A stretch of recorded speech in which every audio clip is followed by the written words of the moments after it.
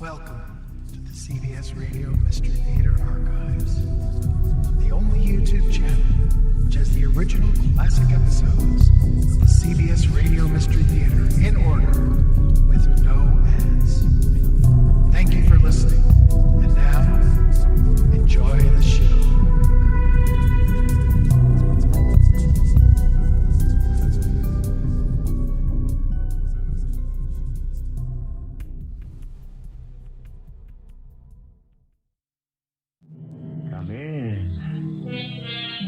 Welcome. I'm E.G. Marshall, Dean of the Demons and Devils that descend upon us at this hour. We've been told by a gallery of characters as diverse as Douglas MacArthur, Thomas Edison, and Aldous Huxley that there are no substitutes for victory, hard work, and talent, respectively. Does that imply that there can be no satisfactory substitute for anything? Well, suppose you were condemned to death. How about a substitute who would walk that last mile for you? But I didn't kill him, Lieutenant. Come on, Mr. Raglan. You're only wasting time. I tell you I'm innocent. You sent him that bottle of liquor. It was poison. But It was a birthday gift. The note was in your handwriting. I have the testimony of the clerk at the store. He remembers selling you this bottle. Okay. Now, let me ask you, if I did kill him, would I be crazy enough to leave so many clues pointing to me? Sure. Sure, because maybe that's your defense.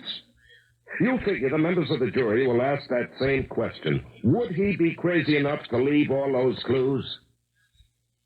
Well, I wish you luck, because you're going to find out the hard way.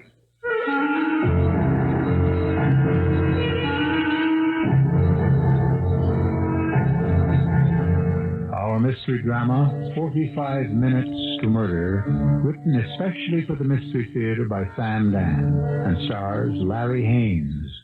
It is sponsored in part by Anheuser-Busch Incorporated, Brewers of Budweiser, and Buick Motor Division. I'll be back shortly with Act One.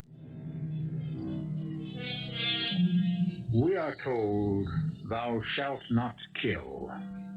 The laws, both secular and divine, define murder as the ultimate crime, for which the ultimate penalty must be exacted. And yet, deep or not so deep in all of us is a bloodlust, and some of us satisfy it actively, while most of us, fortunately, are happy to indulge it vicariously. After all, isn't that why you listen to our program? What you want is murder. Well, you got here just in time. The body is still warm. The deceased is a female, white, age 50, named Emma Martindale. Her death was caused by an ingestion of hydrocyanic acid. What's that, Doc? It's also known as prussic acid, Lieutenant. Oh. It's one of the most deadly and quick-acting of all the poisons. How was it administered? It was in a bottle of cognac that someone had sent to her husband, evidently. Now, Doc, you say quick-acting. How quick? The dose she took? Just a couple of minutes. The guy who sent it has to be the killer, Lieutenant. It's open and shut. Please accept my sympathy on the death of your wife. Don't say the death of my wife, Lieutenant. Say the murder. Tell me what you know, Mr. Martindale. James Raglan has always hated me. James Raglan, why? Why? He envies me my talent, my success, my position as vice president of Caraway Chemicals. A job he thinks should have been given to him. Why, he's so extravagant, wasteful. The way he spends money, we'd be bankrupt in a year. Well, if he hated and envied you, why should he kill her? Incompetence, stupidity. Here, read this card.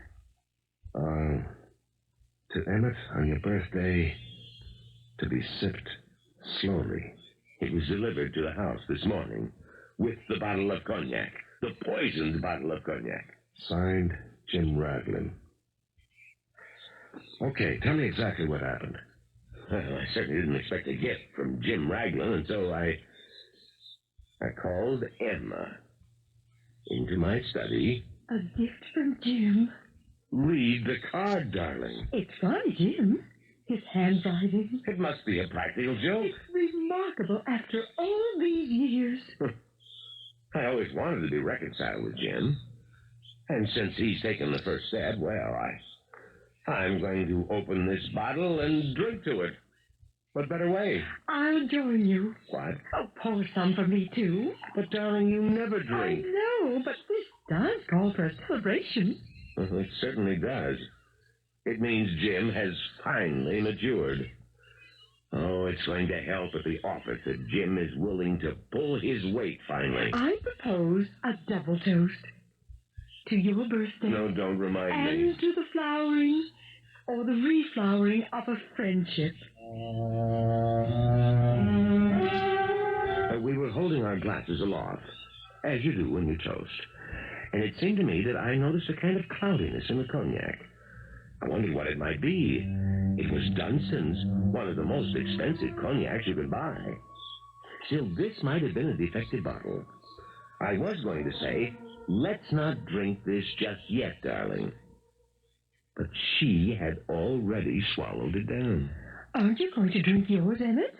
Well, Emma, dear, do you notice anything strange about the cognac? Strange? Well, I don't really know enough about No, I mean the taste. Well, I don't know how it's supposed to taste. Well, probably it's my imagination. Oh, no. What? Well, maybe I'm not used to it. You used to what? Emmett! Oh, Emmett, I feel What is it? Something. Marguerite! Marguerite! Oh. I'll call a doctor. She was dead when help arrived. There was nothing anyone could do. And now you know everything. Well, thank you, Mr. Martindale. No, Lieutenant. You don't know everything. Oh. I had every intention of killing Jim Raglan. Killing him with my bare hands. But your officers beat me to it. You saved him. You arrested him. You'll have to let justice take its course. Well, that's a superfluous remark. Certainly, I expect justice to take its course. If it doesn't, I'll take my own.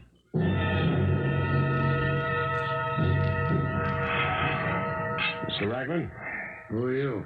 Lieutenant Cooper, homicide. I didn't kill her. You didn't mean to kill her. You sent the bottle of poison cognac to him. I didn't send a bottle of poison cognac to anybody. Now, Mr. Raglan, I want to help you. If you want to help me, you'll find out who's trying to frame me. Did you send Mr. Martindale a birthday gift? Yes. You don't deny it. But it wasn't poisoned.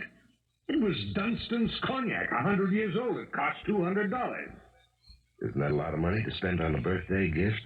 Well, Especially for a person you really don't care for?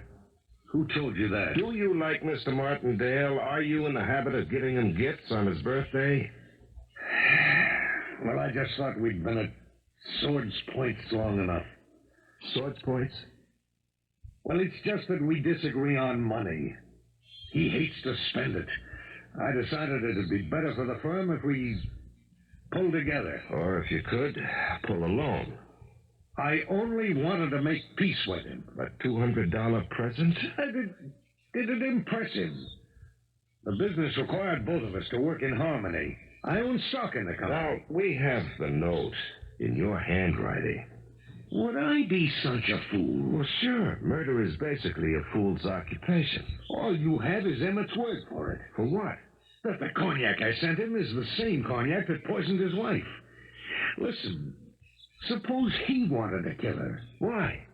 Well, suppose the cognac arrives, it has the note in my handwriting. He gets a sudden flash of inspiration. He opens it. He spikes it with the poison. Yeah, sure. Fine. Where would he get the poison? We're in the chemical business. He's a chemist. He has a laboratory in the house. He gets his wife to drink some of the cognac, and here I am, in jail, the killer. Well, you must admit it sounds a bit far-fetched. I don't admit anything. Mr. Raglan, make it easy on yourself, huh?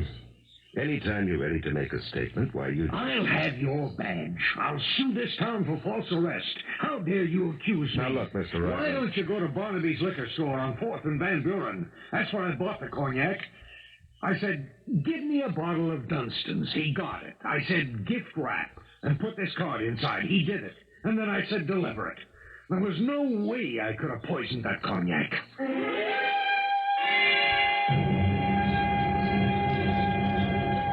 Sure, I remember, Lieutenant. I don't sell a bottle of Dunstan's every day, you know what I mean? Very few liquor stores even carry that quality. Now, he came in here, asked for the Dunstans. He wrote a note. Yeah, he says gift wrap it and put this note inside, which I did. So, now we have this wrapped package. Now, tell me the next thing that happened. The next thing he says... I want this delivered Sure thing.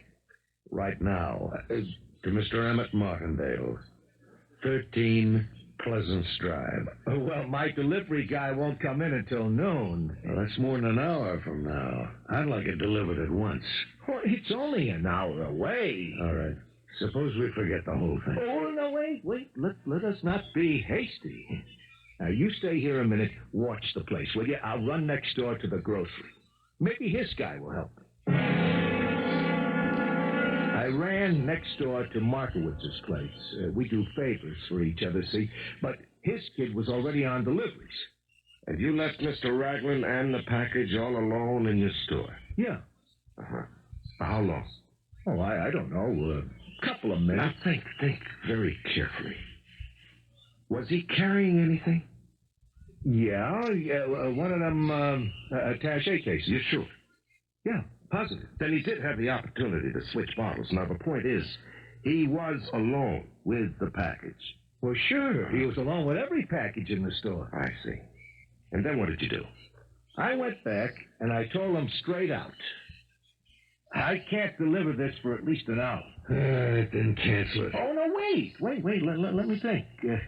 It'll take me 10 minutes to get to Pleasance, 10 minutes back.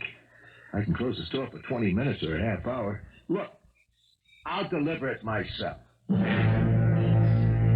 And then what happened? What do you think? I delivered the package. I want you to explain every detail of that delivery. Okay, I drive up to the door, I park the car, I ring the bell. Yes? Hey, gorgeous. I got a package here for Mr. Martindale. From whom? From Mr. James Raglan. Hey, what's your name? Are you sure it's from Mr. James Raglan? Cross my heart and hope to die. Wait here. With that, she leaves me standing at the door. Well, from inside, I hear voices. What kind of voices? Voices? Saying what? Well, I couldn't hear. It isn't more than a minute. And she comes back. Thank you. That'll be all. What time do you get off tonight, honey? You know how it is, Lieutenant. You win some, you lose some. Yeah. Would you know exactly what time that was? You bet I know. Every minute was costing me money. It was exactly 9 minutes after 11.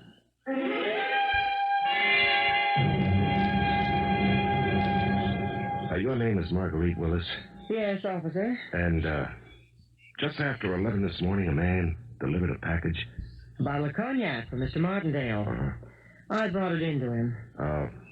Tell me, why did you ask the delivery man to wait? Well, I couldn't believe Mr. Raglan would send Mr. Martindale a present. Why not?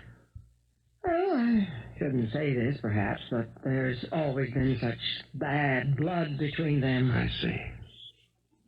Now, tell me what happened when you brought the present to Mr. Martindale. A gift for you, for Mr. Raglan.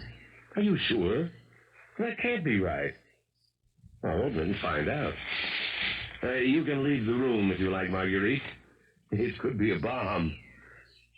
Well, look at this. It's a bottle of cognac. Not just cognac, it's Dunstan's cognac. That extravagant fool. Maybe he wants to poison me. But with Dunstan's? Nobody would poison with a bottle of Dunstan's.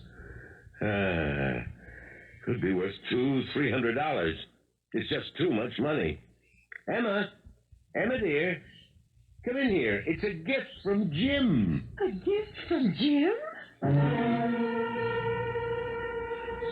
I walked out of the room and I began to dust the parlor. I could hear them talking about it.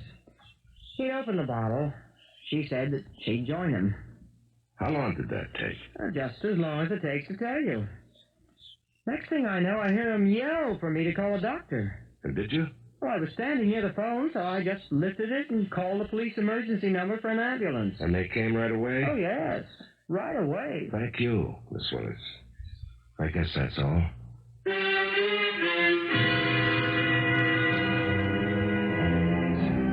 That's all? That's all for whom? It could be all for Mr. James Raglan, but you know it can't be as simple as this. After all, it's only the end of Act 1. We'll have the usual quota of surprises set up for Act 2, and as for Act 3, but let's take them one at a time. The French say, chacun a son goût, which means everyone to his own taste. All too soon, we become enslaved by our tastes and form habits, which lead to patterns of action. And to these we remain true. If we are rash and impulsive, we do everything in a rash and impulsive manner, including murder. If, on the other hand, we are devious and complicated, we do everything in a devious and complicated manner, including murder.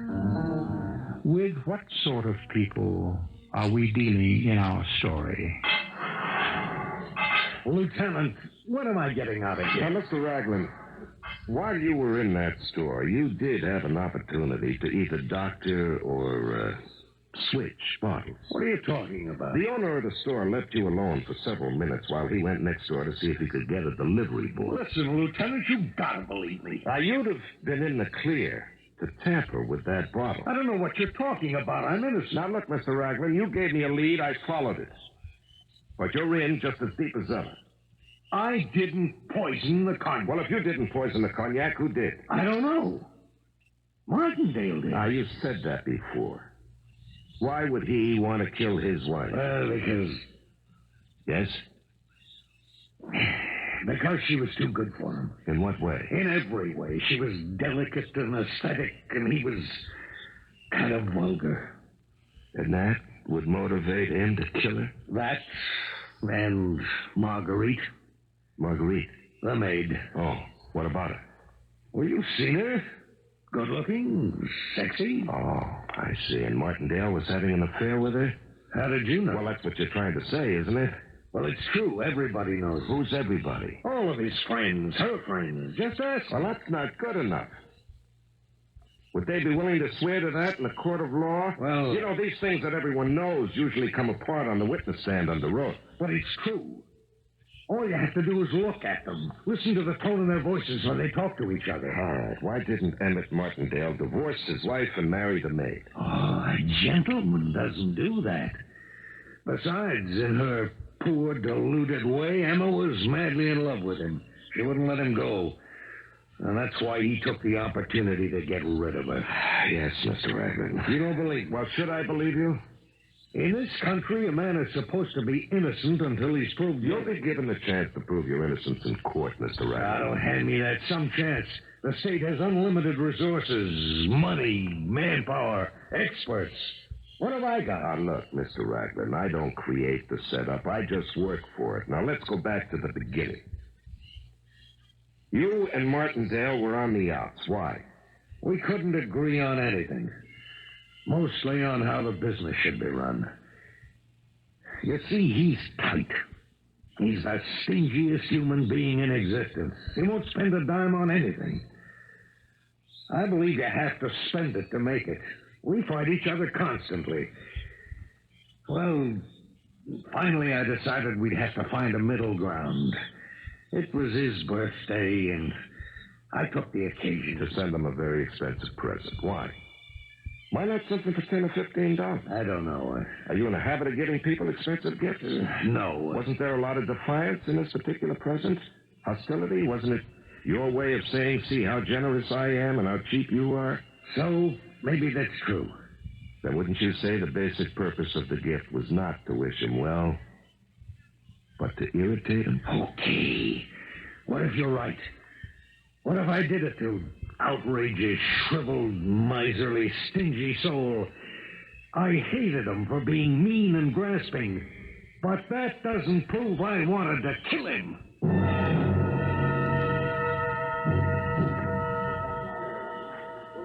Let me see. Let me try another dozen of those clams of oregano guts, huh? Shouldn't you be watching your diet, Lieutenant? Well, clams don't add weight. They're protein. They're supposed to have a lot of cholesterol. Well, still in all, I can't think unless I eat. What do you got to think about? Oh, nothing. Nothing so simple can happen to me. It never has. At noon today, Mrs. Emma Martindale drinks from a bottle of expensive cognac, which a guy named James Raglan sends to her husband as a birthday gift, you see? And she keels over, dead. The booze is spiked with poison.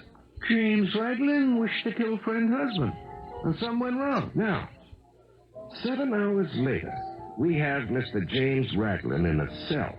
He'll be charged. The DA is satisfied he has enough to ask for an indictment. But I'm thinking, Yeah? it can't be this easy. It can't be this open and shut. There's something about this case that I just can't seem to get hold of. What's that? I don't know, Gus. Listen, do you have any more of that key lime pie? I'm going to talk to the DA. Why don't you leave just well enough alone? I haven't had a chance to thank you yet, Lieutenant Cooper. You've worked quickly and efficiently. You've gotten these statements from all the witnesses. I don't see how a jury can come up with anything but a verdict of guilty in the first degree. Mr. DA, that's exactly what I wanted to talk to you about. You see, I am not sure that James Raglan is guilty. What's that? Well, With all the evidence? Mr. Quentin, I'm just not sure. Why? I don't know why. What are you trying to tell Well, me? I know the case looks ironclad, but I think there's a weak seam somewhere, and the whole thing can come apart. Mm-hmm. Well, there has to be a reason for the way you feel. What is it? Well, that's it. I don't know. Well, maybe I do. It's just that I can't believe James Raglan is guilty. Why? Well, I know how this sounds, but I don't think he's the type. I see. It's one of those reasons. Look, Lieutenant, we've both been around a while. It happens every now and then you get someone who you can't believe can be guilty. Just a hunch. Maybe it bothers you. Yeah, I know exactly what you're talking about, and this one does bother me. But we've got him. We've got him cold, Cooper. You know me. I'm not running for governor. It's as much a job to prove a man innocent as guilty. But James Raglan is 100% guilty. Well, it still bothers me. Ever ask yourself why every now and then somebody bothers you? Because guys like us, we always have it on our conscience that we may be railroading an innocent person. I understand, but not him. Yeah, but I still want to poke around, see if I can come up with something. Okay, since it bothers you.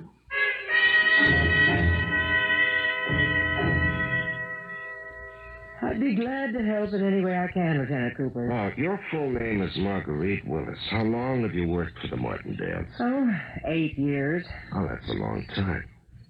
What was your relationship with the family? My relationship? Mm-hmm. Well, I'm well treated, but I am a servant. Yeah. Well, you see, there were rumors that your relationship with Mr. Martindale is another level. Oh, you always hear rumors like that. If there's a woman servant in the house, and if her face doesn't stop a clock, people always assume some hanky-panky with a husband. Oh, it's automatic.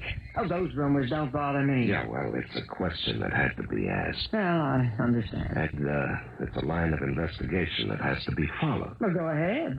You won't find anything. The truth is, Mr. Martindale doesn't like women. That is, he has no romantic inclinations in that direction. If you know what I mean. No, I'm not sure I do. Well, he's completely involved with his work.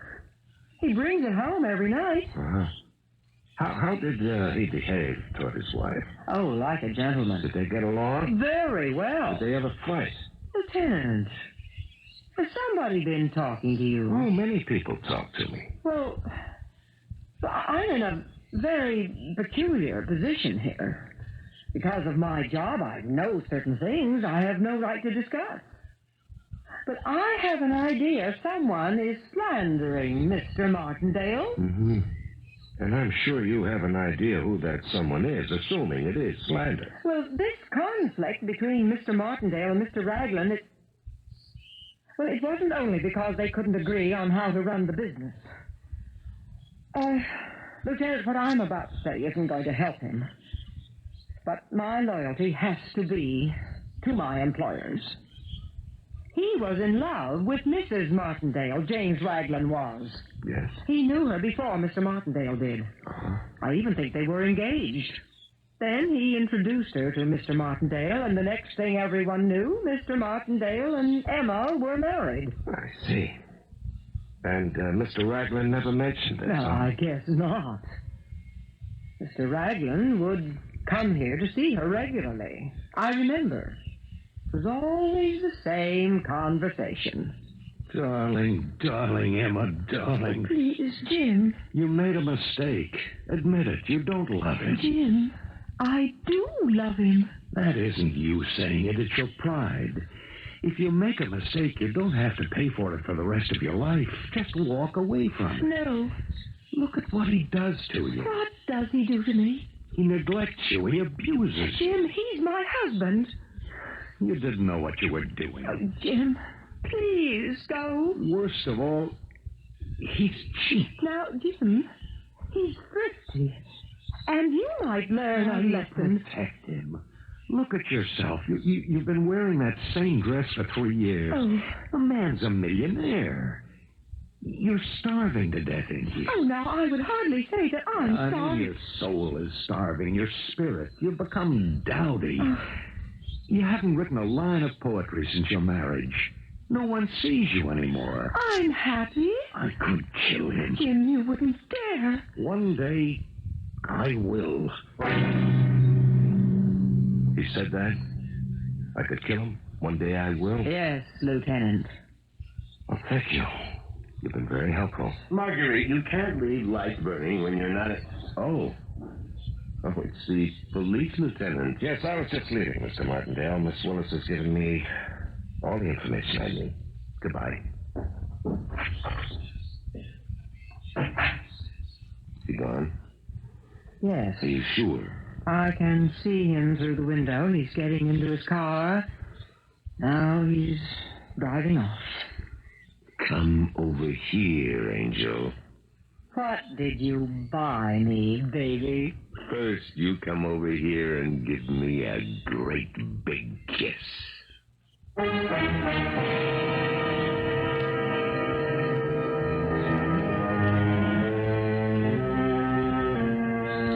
And so the second act curtain descends, as it should, on a torrid embrace. What are we going to do with all these people? Practically every one of them seems to be telling a lie. Well, maybe the lies will cancel out, and we'll be left with the truth. Maybe the truths will cancel out, and we'll be left with a lie. Nothing will happen until I return shortly with Act 3.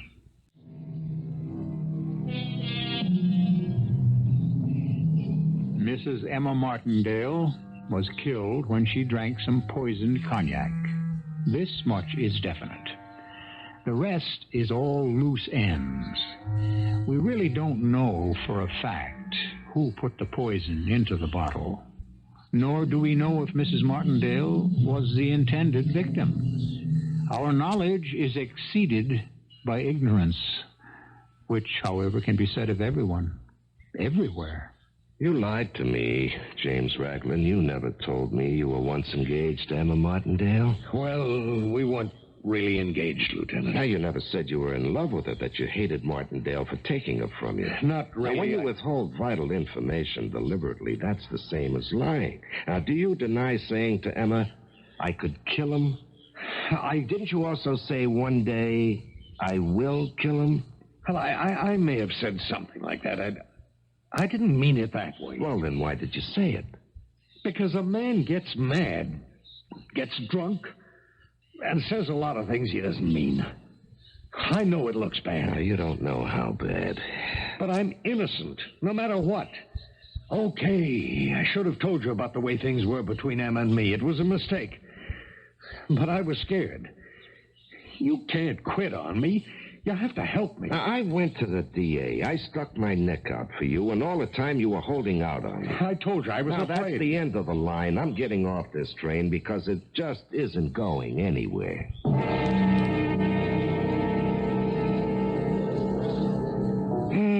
don't know whether to have the steak or the fish.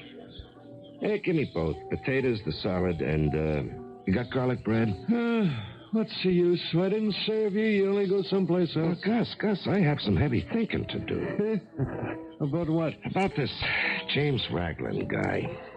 You still feel he didn't do it? Now, believe me, Gus, I'd like it if he did it, but the package is still too neat. Even though he's been lying to you? Yep. Even though he's got the motive? That's the trouble. He's got everything. Oh, you ain't gonna enjoy your dinner. I know. It's gonna fall into place, though, everything. What do you mean? It's all running around in my head, Gus. I just wish something would happen to make it stand still for a minute so I could sort it out. Give it time. Look, I'll start with the salad. Okay. What did you say? I said okay. No. You said give it time. Time. Do you realize, Gus, that this whole thing is based on time? Timing, for crying out loud.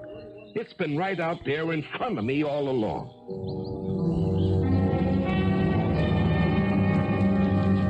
Now, Doc, how long did you say it took for her to die after she swallowed that poison? That's all in the report, Lieutenant. Just a couple of minutes. I see. Okay, she swallows a drink. In a couple of minutes, she's dead, right?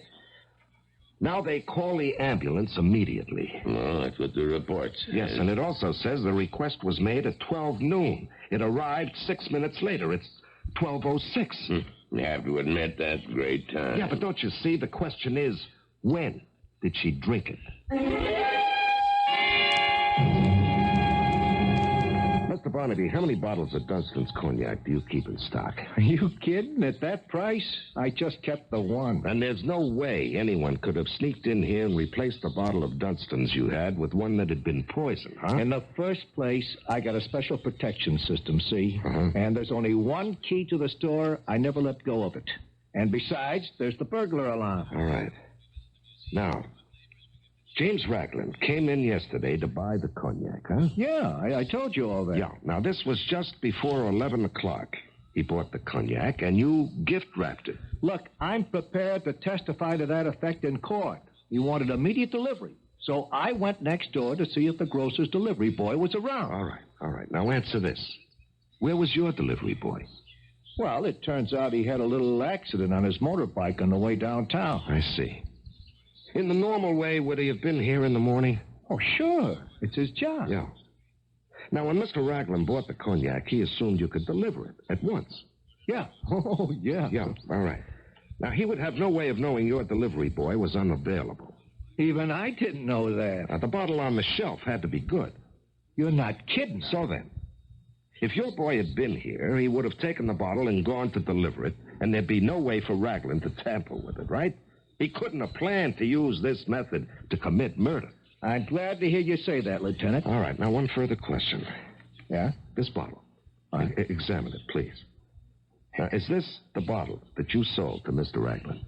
Yes, sir. It's got the Dunstan's label, see? Uh-huh. And on the bottom, it's got my own sticker. Barnaby's Better Service. Examine it very carefully. Now, this is the bottle that contained the poisoned cognac Mrs. Martindale drank. Is it the same bottle you delivered?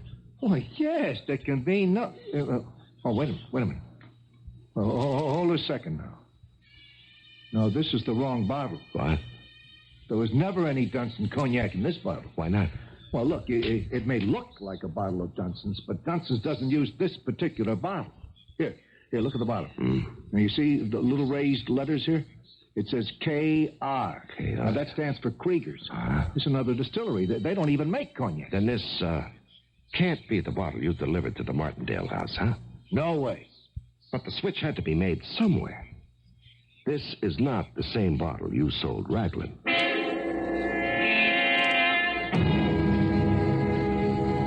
Hello, this is Lieutenant Cooper speaking. Sergeant, you got a call earlier to send an ambulance to a Mrs. Martindale. The record says noon. I want you to check that book of yours. Make sure it wasn't about 11:15. Oh, I see. I see. It was the first call you took when you came on at 12. Thank you, Sergeant.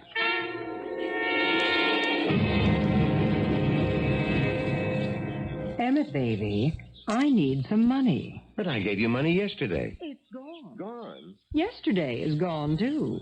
But you just can't go around spending money as if it... That's what money's for. Well, you're just going to have to learn. Money has to be saved, protected against waste. The way she learned it?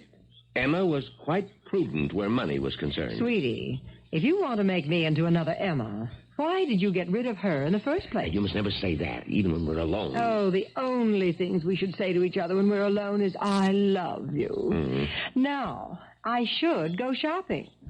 Marguerite, I see I shall have to teach you some basic facts of economics. You're not going to teach me anything. I'm going to teach you. Well, it seems to me you're forgetting who you are. I could fire you on the spot. And I could walk out of here and report to the nearest police station. What are you talking about? I'm talking about a bottle of Dunston's cognac and everything that happened to it from the moment I took it from the delivery man to the moment Emma drank it. Well, but you wouldn't. I mean, after all... Oh. Now, who's that? See who it is. Well, I can see who it is from here, out the window. That detective. That's his car at the curb. What does he want here? Oh, probably more routine. But he was just here a few hours ago. Don't start looking nervous. Suppose he suspects. What can he suspect? How can he suspect? Answer the door. I have to see him. Yes, Lieutenant. What can I do for you? Well, I'm finishing my report. I want to be sure I have everything straight. Miss Willis, you answered the door when a Mr. Barnaby was here to deliver some liquor. Well, I don't know if his name was Mr. Barnaby. And you accepted a gift-wrapped package. You brought it in here, and you, sir, opened the package and summoned Mrs. Martindale. You uncorked the bottle, poured a drink for her, and a drink for yourself. Yes. Now, immediately, she became fatally ill. You had Miss Willis here call for an ambulance. I believe I've already made a statement to that effect. Now, Miss Willis, after Mr. Martindale asked you to summon an ambulance, how long did it take you to do so? Oh, no time at all. I heard him shout. I lifted the phone. I dialed the police emergency number, and I was connected in, well, maybe 5-10 seconds. To sum up then, Miss Willis, how long was it from the time you accepted the package from the delivery man till the time Mrs. Martindale took that fatal drink? How long? Yes. Well, it couldn't have been more than 5 minutes. It might have been less. You see, it all happened so quickly. Yes, well, we agreed then on 5 minutes. Now, Mr. Barnaby says he delivered that package to you at about 10 minutes after 11.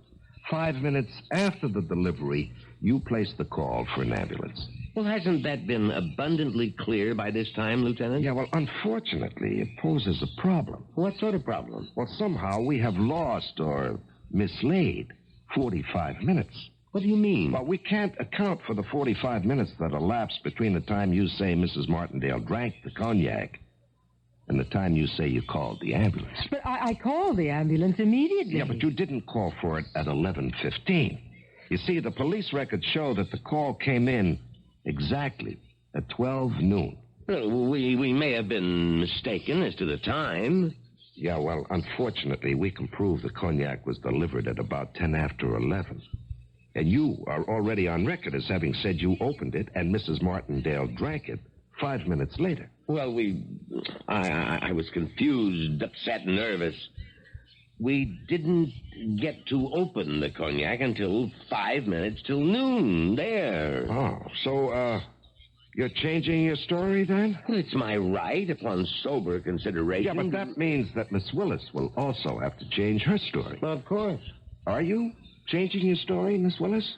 Marguerite, you just tell him we were mistaken. Now, before you answer, Miss Willis, let me account for the discrepancy in time. There was no discrepancy. Now, the package is delivered. You see the note, Mr. Martindale. It says, to Emmett, on your birthday, to be sipped slowly, signed Jim Ragland.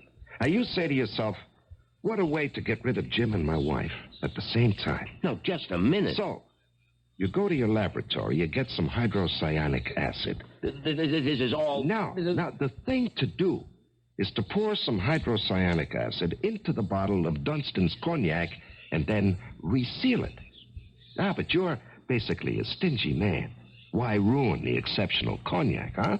So you remove the Dunstan's label and the liquor store sticker, and you fix them onto a cheap bottle of whiskey. I'll sue you for defamation. Now, you work very carefully. Takes nearly 45 minutes. And then you call your wife, play the little charade with her, get her to drink the poisoned liquor, and have Miss Willis phone for the ambulance. This brings us to 12 noon. And now the times are reconciled. Are you daring to why charge don't you me? offer me a drink? Dunstan's. It should be right here in the liquor cabinet. Oh, you have no right to open my liquor Now, cabinet. this bottle here, without a label. Now, if you look at some raised letters on the bottom of the bottle, you see? Little raised letters spelling Dunstan's. Well, Miss Willis? Marguerite, he can't Miss prove Willis, anything. what does he offer you? 20 years to life, even the chair. Marguerite, he's bluffing. He does have money, but will he be more generous with you than he was with his wife? Marguerite. He gives nothing away, even when it costs him nothing.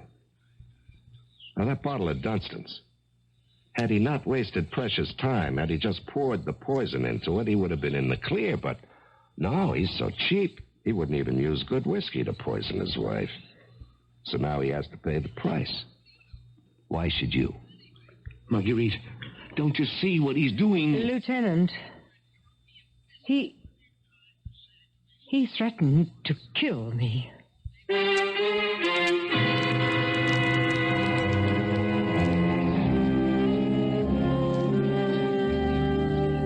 Who was it that said the cheapest way will always cost more in the end? At any rate, the jury felt that Marguerite was a helpless tool, so she'll be released shortly, after a short stay in jail.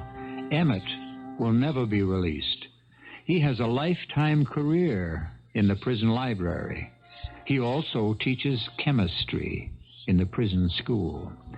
So, at least our story has some redeeming social value, and I shall return with even more values. The art of perception. To see suddenly a multitude of possibilities in what is on the surface only a confused mass. And to examine a single drop of water and divine therein the scheme of the universe. Opportunity of all kinds surrounds us constantly, for good, for evil, and for 7 times each week to listen to this program. Our cast included Larry Haines, Leon Janney, Court Benson, Sam Gray, and Joan Shay. The entire production was under the direction of Hyman Brown. Radio Mystery Theater was sponsored in part by Buick Motor Division and Anheuser-Busch Incorporated, brewers of Budweiser. This is E.G. Marshall inviting you to return to our Mystery Theater for another adventure in the macabre.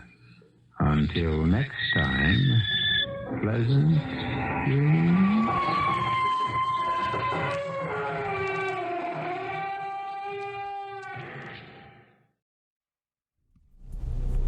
I hope you enjoyed this episode of CBS Radio Mystery Theater. If you've enjoyed this and want to hear more, please subscribe to this channel.